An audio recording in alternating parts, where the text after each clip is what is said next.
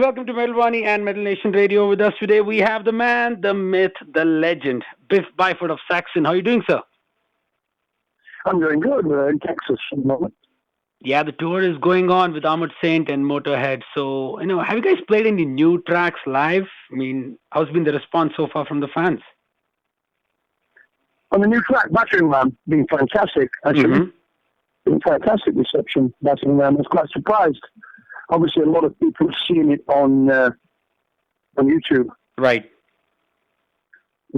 Yeah, cool. And just a month and a half left for the release of Battering Ram. I mean, 21st studio album.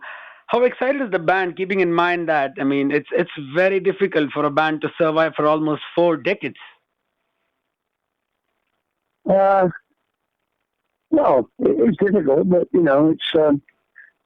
it's 35 years since our first album. So, you just have to keep releasing albums, and hoping that they're great. Right. That's true. And how you guys managed to survive for 4 decades? I always wondered, 35 years, and then you're almost 1976 to 2015. It's a long journey with you guys, having some lineup change, but you being the steady member right from the beginning. How's it been for you personally? Well, we haven't changed the member for 23 years, so right. We've been fairly stable for quite a long time. Well, like I say, you just take it day at a time. We've been touring consistently for 35 years and making albums, and the band has changed, but it hasn't changed. It hasn't changed massively. I think there's still the same sort of route to Saxon that there always was. It's not as if we've changed everybody. Right. Paul Quinn's been around since the early time, and Sean's now the vocal. So I think some of the essence of Saxon still remains. Do you know what I mean? Definitely. And the new album, while listening to it, I had an honor, and then it kind of reminded me of the chat we had 6 months ago, that you easily defined it as a perfect combination of rock and roll and heavy metal. So do you still stay with your words that it still sounds like that? It does really. The new album is probably less rock and roll than tracks than the ones before. And by rock and roll, I mean sort of mid-tempo, riffy things, more in the AC/DC mode. We don't really have any of those on. The bonus track is like that. Right. The 3 Sheets to the Wind. But I think it's a great mix of traditional heavy rock and heavy metal. I still think that. Yeah. Maybe this album's more focused. Right. More sounds. The sounds are the same on each track, really, which is probably a good thing for this day and age. Definitely. And the tracks, while I listen to it, it's like there are some bits of classic Saxon style where we have that more like how you guys used to roll over the period of last 3 decades.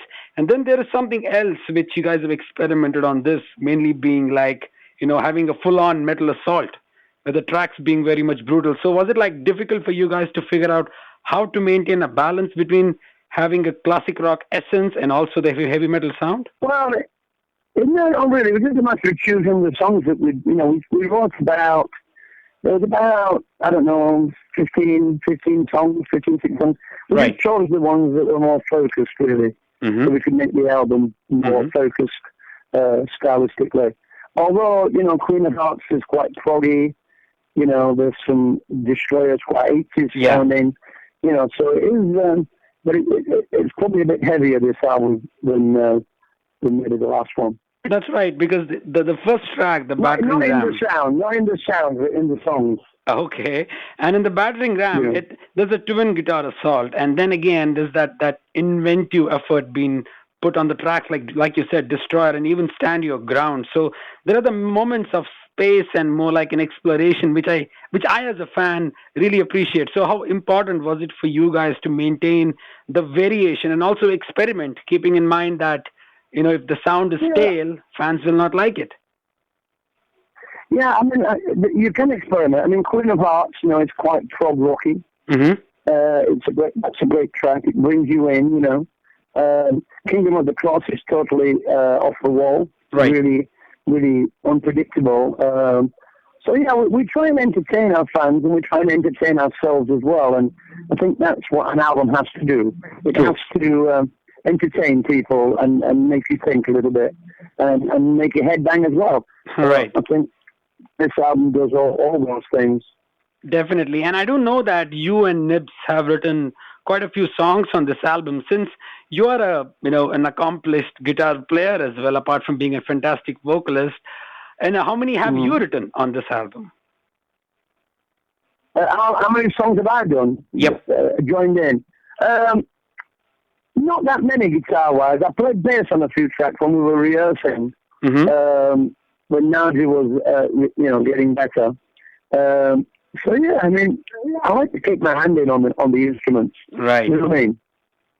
Absolutely. Yeah. And Andy Sneap, being a guy sitting behind the throne and looking at the production duties this time. Now you have a very good experience of doing the production on your own because you've been doing it for a long time. But while listening to Sneap's end files, it sounded more like it took me back to those early 80s sound, which makes it even more, it reminds me of the past, of how the sound, even maintaining the fresh note. So how is it working with Sneap on this album? Well, it was great with Andy. I mean, Andy loves all the 80s stuff anyway, so he's the perfect guy to keep Saxon in the, keeps the Saxon sound and the essence of Saxon, but still make it modern, get modern edge to it. So he's the perfect choice for Saxon, really. Because he does a lot of modern acts like Kill Switch Engage, and he does a lot of sort of retro acts as well, like Accept. So but I think particularly with Saxon, we're not as we don't want to be as sound as we don't want to recreate the 80s thing. Right. We like to keep the 80s essence there, but we like to sound modern as well. So true. I think choosing Andy. Yeah, and the thing is, it gave me to concentrate on my vocals as well. That's right. And talking about your vocals, I mean, words cannot describe the feeling one gets while listens to Biff screaming the hell out of those tracks, man. I mean, 4 decades down the road, how do you still maintain your voice and your health? I don't know. A glass of wine, a bit of chewing gum. Okay. I don't know, really. It's just I'm really lucky. To be gifted with and still have my voice. Don't know how long it'll last. But, it's in the lap of the gods, really. Well, it still kicks ass. It's been 35 years, and it still sounds like listening to Biff, somewhere in 70s. Yeah, I mean, it was my voice was in good condition when I did the album. Right. We were eating lots of Indian meals and drinking lots of wine. So maybe it's maybe that's what helped. I don't know. But we had good fun. I had good fun with Andy doing the album. We were going for some high notes, but it was good fun. So basically, he made you push the limits.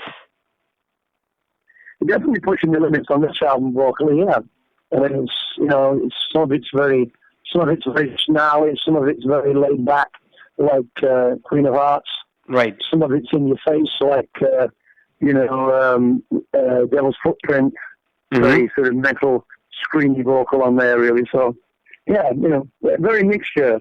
My voice is all over the place, That's awesome. Now, Motorhead is on the tour as well with you guys currently. So, you have known Lemmy for a long time. You guys started almost together in 70s.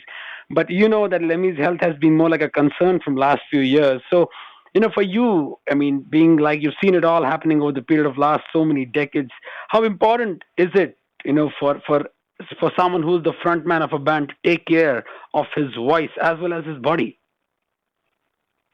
But it's each individual person's choice, really. I mean, Lemmy, as he gets older, obviously, there's some health problems coming along. I mean, we all get health problems when we're older. I mean, I might have some as well soon. You never know. So, right. I think Lemmy's doing a great job. He wants to tour. I mean, the band are getting pretty big in America. So, he wants to tour. So, that's what he wants and that's what he does. He keeps his voice. He's stopped drinking so much. He's looking after himself a little bit better.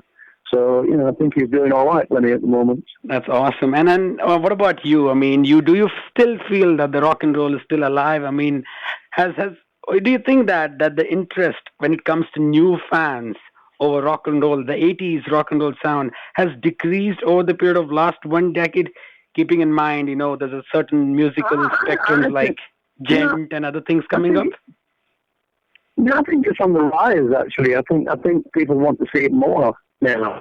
I think when people say it's dead, I think they probably mean record sales. Yeah. I think probably mean that they can't make millions anymore off rock music. But actually, people are coming to see it more live. So I suppose, the live thing has taken over from the record sales, if you know what I mean. True. But the vinyl thing is bringing back sales to records. Right. So it goes round in cycles. Definitely. That's how it is. It truly is. I mean, for us, it doesn't really matter how anybody. We don't care if somebody streams it, downloads it, buys the vinyl, buys the CD. We just want people to buy the album, basically. Definitely. We're not really bothered in what format they buy it in. True. I totally agree with that. You need people to support the band so we can stay out on the road. Absolutely. And still make albums. That's what it's all about. That's true. And then what about the touring plans? You guys are heading to Europe anytime next year or maybe later this year? Well, we're out with Mozart in Europe. November, December, January, February, March. So we're out in Montreal all year basically. So it should be great. We start. This is the last. These are the last shows of our 30th anniversary tour. Right. So we won't be doing this set list anymore. Right. So if people want to come see us on our headline shows to hear all the big hits and things and some of the new tracks, and we should definitely see us on this tour because it's the last time we're going to be doing this. This 35th anniversary. Absolutely. So yeah. Sounds really great. And I still wonder that we still have an offer with Saxon coming to India, which actually did not happen last time due to whatever reason. So any possibilities? No, we were going to come with Metallica to India, but the show got cancelled. Right. So maybe next year we'll end up there. That would be good. We'd like to come and check out the country. Awesome. We like Indian food so fantastic. You know what I mean? Definitely. So it's like a second home to us. Yeah. So before we conclude, how about you define the sound of Battering Ram in just one sentence? In just one sentence? That's right. The sound of Battering Ram, or the song? The sound of Battering Ram. The sound of Battering Ram is like a Battering Ram, actually. It is smashing out of your Wi-Fi through your front door into your living room. I mean, it's such a great song that it's like modern metal and it's 80s metal all rolled into one. Battering Ram. Wow, fantastic. Biff Byford, thank you so much for sparing some time. You're a busy man. You tour a lot and you travel a lot, and then albums after every 2 years. Thank you very much. It's been an honor always having a chat with you. Great. Thank you very much. I'll catch you on the road soon, brother. Take care. See you later. Bye. Yeah, bye-bye.